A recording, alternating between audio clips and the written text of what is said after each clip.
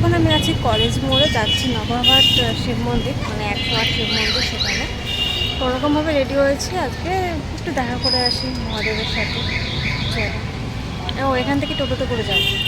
আগে যতবারই আমি এই মন্দিরে এসেছি ততবারই টিকিট কেটে আগেই মন্দিরে প্রবেশ করি, কিন্তু এই মন্দিরের চারিপাশে কখনো ঘুরে দেখা হয়নি আর তোমাদের সঙ্গে ভিডিও শেয়ার করা হয়নি। তাই আজকের ভিডিওতে চারিপাশগুলোই বেশি দেখাবো, কারণ মন্দিরের ভিডিও আমি অলরেডি আপলোড করে দিয়েছি আগেই। তারপরে দেখো, মানে চারিপাশটা বেশ সুন্দর ছিল বাইরে। তারপরে 5 টাকাতে টিকিট কেটে, যদিও বা এই 5 টাকাটা শ্রাবণ মাসেই থাকে, তারপরে আবার 2 টাকা করে টিকিট হয়ে যাবে। তো 5 টাকা করে টিকিট কেটে আবার চলে গেলাম মন্দিরের ভেতরে।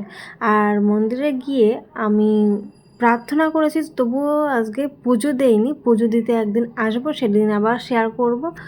তারপরে আমি ওই যে নন্দীর কানে কানে কিছু বলেছি, কিন্তু কি বলেছি সেটা চলো বলেই দিই। যখন আমি বলবো তখন তোমাদের সঙ্গে শেয়ার করে দেবো। আমি শুনেছি যে ভগবান যদি চায় তাহলে তার দর্শন কেউ আটকাতে পারে না। যেমন আমি কখনো, মানে আজকে আর কি ভাবিনি যে মন্দিরে যাব, তো হঠাৎ করেই মনে হলো যাই মন্দির থেকে একটু ঘুরে আসি। তাই এই যে এখন যাচ্ছি মন্দিরের কাজ, মানে প্রার্থনা করতে। মানে নন্দীর কানে কানে না বললে তো ভগবানের কাছে পৌঁছাবে না, তাই আর কি বলতে যাচ্ছি। কি কি বলেছি কি না বলেছি সেটা নয় পরেই বলবো, এই ভিডিওতে আর বলছি না। তোমরাও চাইলে প্রার্থনা করে যেও এসে, মন্দিরটা খুব সুন্দর। আর আমি এই মন্দিরে প্রায় প্রায়ই আসি। আমার খুব ইচ্ছা এই মন্দিরে শাড়ি পরে আসবো পুজো দিতে, কিন্তু সেই ইচ্ছে যে কবে পূরণ হবে আমি ঠিক বলতেই পারছি না।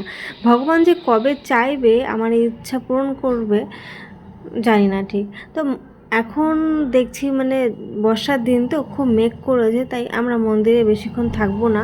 এই দেখো ধীরে ধীরে করে বৃষ্টিও শুরু হয়ে গেছে। আমরা মন্দির থেকে বেরিয়ে ওখান থেকে টোটো ধরে আসতে গেছি। ওখান থেকে টোটো এক একজনে নিচ্ছে 20 টাকা করে, তাই একটু হেঁটে হেঁটে আস্তে আস্তে ভিজেই যাচ্ছিলাম। ওই জন্য একটা জায়গায় দাঁড়িয়ে আছে। আর এখান থেকে 10 টাকা করেই কিন্তু আমরা আমাদের রুমের কাছে চলে গেলাম। তো আজকের ভিডিওটা কেমন লাগলো অবশ্যই কমেন্ট করে জানিও। দেখা হচ্ছে নতুন কোনো ভিডিওতে।